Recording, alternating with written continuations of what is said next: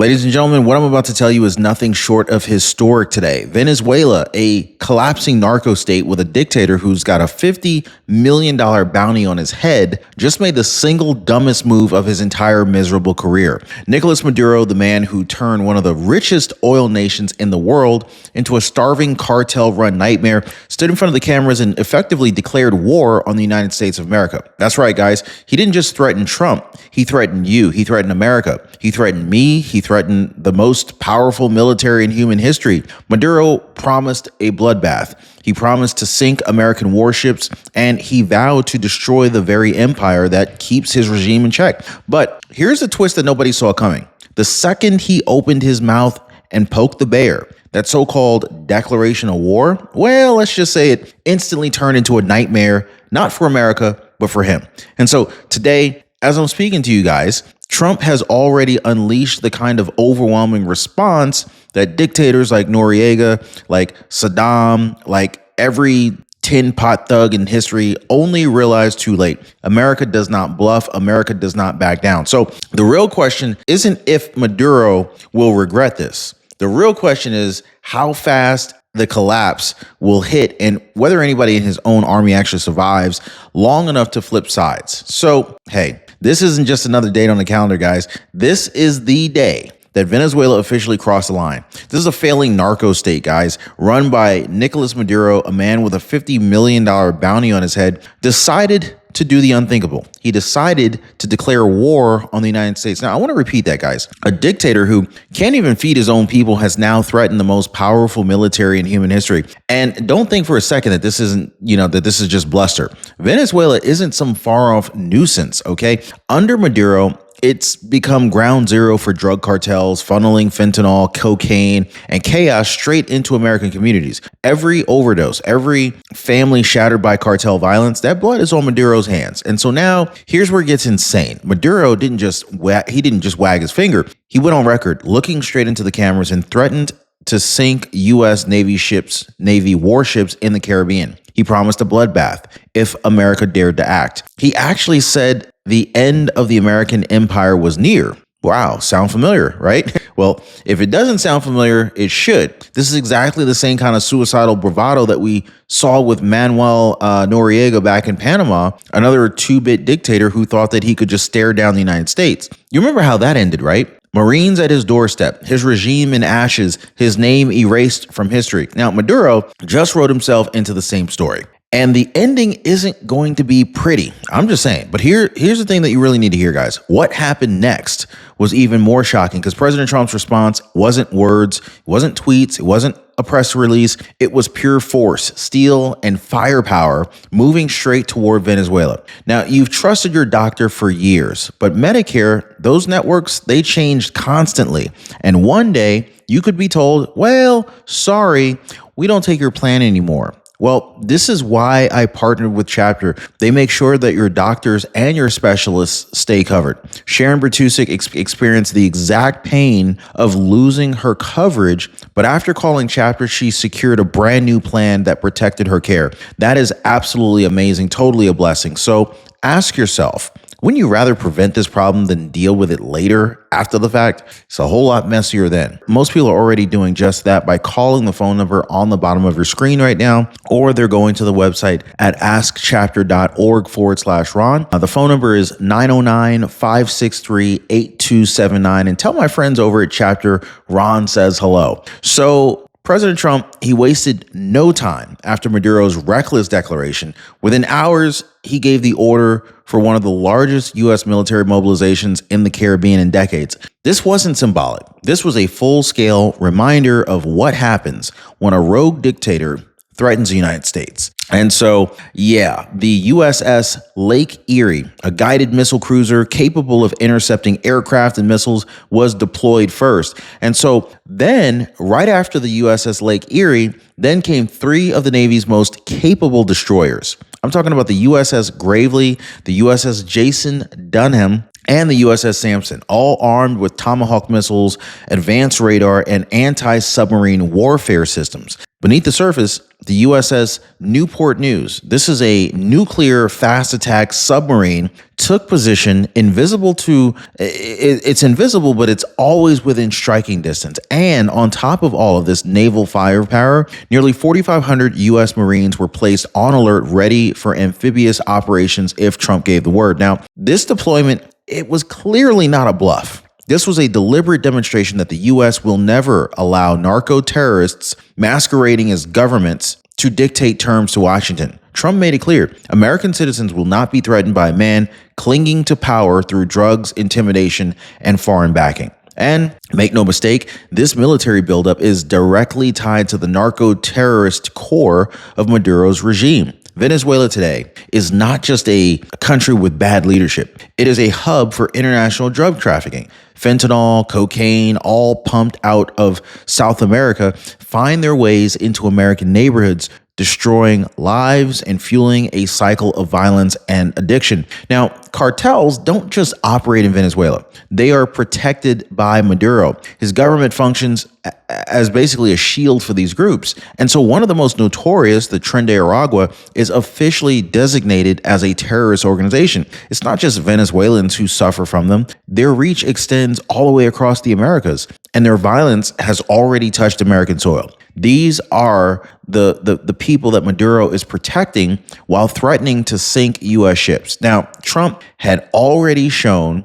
he was willing to strike. Just last week, he authorized a precision operation that sank a Venezuelan drug vessel leaving port. Now, that one particular mission alone killed 11 cartel members, cutting off a shipment that would have ended up on American streets. It was a signal, and it was received loud and clear. Now, this is why today, a $50 million bounty hangs over Nicolas Maduro's head. That's the same level of bounty once reserved for Osama bin Laden. Now, think about that, guys. The United States government now views Maduro as being in the same league as the world's most notorious terrorists. This isn't about politics. This is about national security, about protecting American families and making sure narco states never gain the upper hand.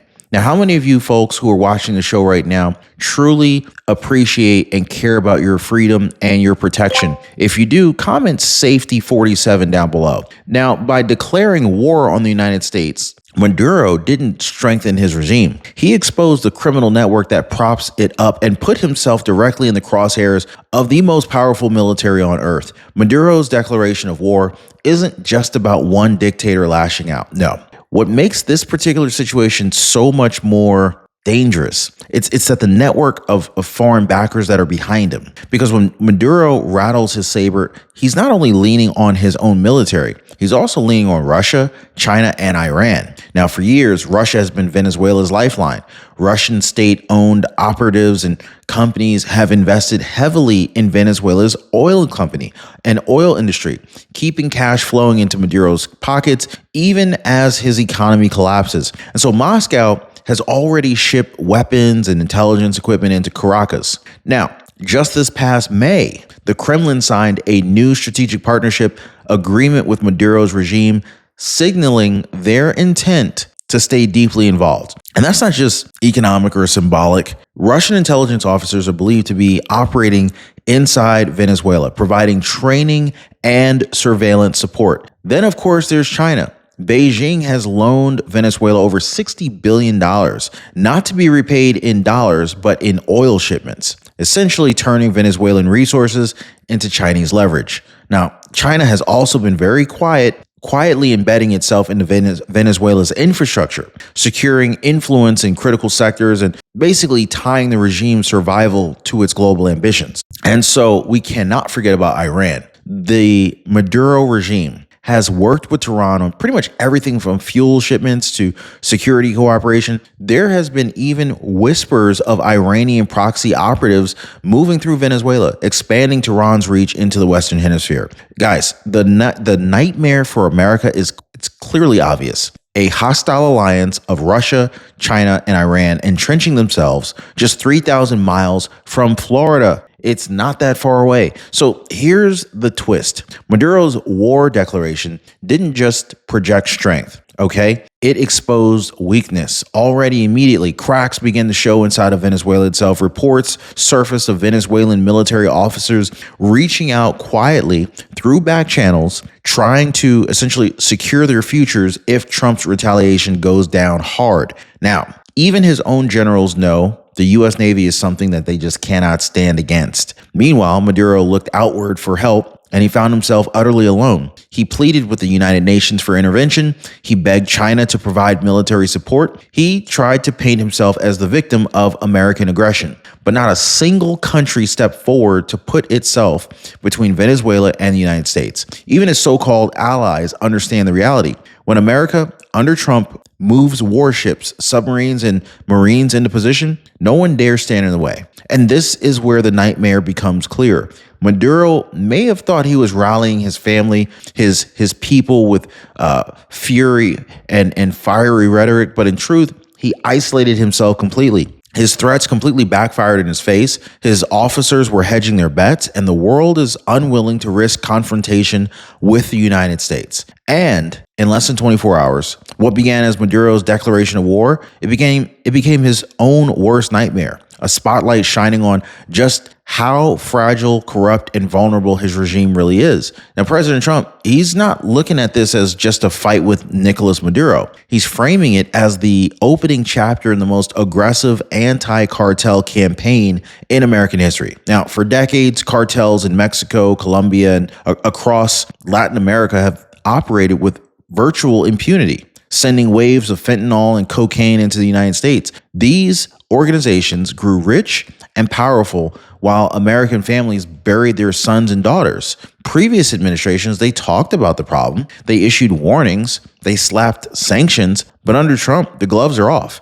With U.S. destroyers, cruisers, submarines, and thousands of Marines already staged in the Caribbean, the signal is crystal clear. This ain't theater. They're not bluffing. This ain't posturing. These deployments are the very first steps in a campaign to dismantle cartel networks at the root. Now, Trump has already proven he's willing to go further than anyone before him. Just last week, his order to strike a narco-terrorist vessel leaving Venezuela killed 11 cartel operatives before they could deliver poison onto U.S. soil. That was a single boat. Now, imagine that multiplied across an entire network of smuggling routes. The nightmare for the cartels and for Maduro is only just the beginning. And so this brings us to the impossible position that Maduro now finds himself in. By declaring war on America, he has placed himself in a box with no exits. If he backs down, he looks weak and cowardly in front of his own people. Not a good look for him. And dictators live and die by their illusion of strength. The moment he shows weakness, his grip on power begins to slip. But if he follows through on his threats, if a single missile is launched, if a single shot is fired at American warships, the response will be swift and devastating. In fact, the U.S. military could dismantle his entire regime in hours. And Maduro knows it. His generals know it. His people know it. This is why reports are already emerging of Venezuelan officers quietly planning their escape routes. They're watching Trump's deployments with dread, calculating how long they can stand and, stay loyal before survival demands betrayal. Now, for them, it's not a question of if Maduro falls. It's a question of whether they can get out before the collapse begins. And here's the cruel irony here. Maduro thought declaring war was going to strengthen his image as a strongman, but instead it accelerated the countdown clock on his regime. He has painted himself into a corner, and every path forward leads to disaster. So by declaring war on America, Maduro didn't secure his role. He signed his own death warrant. So what's happening in Venezuela is not isolated. It's part of a bigger pattern, the same battle President Trump is fighting here at home. I mean, just look at what's been happening inside of America's own borders. Cities like Chicago, Baltimore, Washington, D.C., and even Los Angeles, they've been rotting under decades of failed leadership. Crime spiraled out of control. Drug gangs treated, entire neighborhoods like their own personal kingdoms. And local politicians did nothing but wring their hands while families suffered. Trump came along. He came back into office with a mandate to fix all of this. And what's he doing? He's seizing control of these crime-ridden cities. He's bringing law and order back into places that Democrats had written off as lost. And it's not just policy. This is a complete reset of how America is dealing with crime, gangs, and cartels. So connect the dots here, guys. The same fight is expanding beyond the US border. Trump has made it clear the United States will not clean up its own streets. It will shut down the international networks that are feeding the chaos, period. So just as Nayib Bukele in El Salvador threw tens of thousands of gang members into prison and reclaimed his country, Trump is using the same full weight of American power, military, economic, and political to go after the cartels, the traffickers, and the regimes like Maduro that give them cover. And this is not just foreign policy. This is Trump's doctrine of total war on narco terror. So if you poison American communities, if you protect cartels, if you threaten the United States with violence, you're going to face consequences you cannot survive. And this is why the title of this video is exactly right. Venezuela may have declared war on America, but the nightmare does not belong to us. It belongs to Nicolas Maduro. His declaration exposed his weakness. It revealed the corruption and the dependency of his regime. It drove wedges inside of his own military. And it also left him begging for protection from allies who are nowhere to be found. Meanwhile, America, under President Trump, is stronger. Our military is prepared. Our communities see a leader who's refusing to tolerate lawlessness, whether it's on the streets of Chicago or the harbors of Caracas. Trump has flipped the script. The United States is no longer on defense. We're on offense now. And the enemies of this country are learning that lesson the hard way. So the only question left is this: does Maduro's regime collapse under his own weight, betrayed from the inside? Or will U.S. power deliver the final blow and end the narco state once and for all? Let me know what you guys think in the comments down below, guys. Do not forget to like this video, subscribe to the channel, and share it so that the truth continues to spread faster than the lies do. Before you go, check out the next video that YouTube's recommending right now. I guarantee it's one you're going to want to see. Hey, by the way, guys, if you're one of the real ones who really enjoy what we do here on the channel, you've got to check out the Inner Circle. This is where our true supporters get exclusive access to content that I just can't share here, completely commercial free. It's also the best way to keep this channel going strong. So if you want to be a part of something special, join us over there. Links in the description or in the pinned comment down below.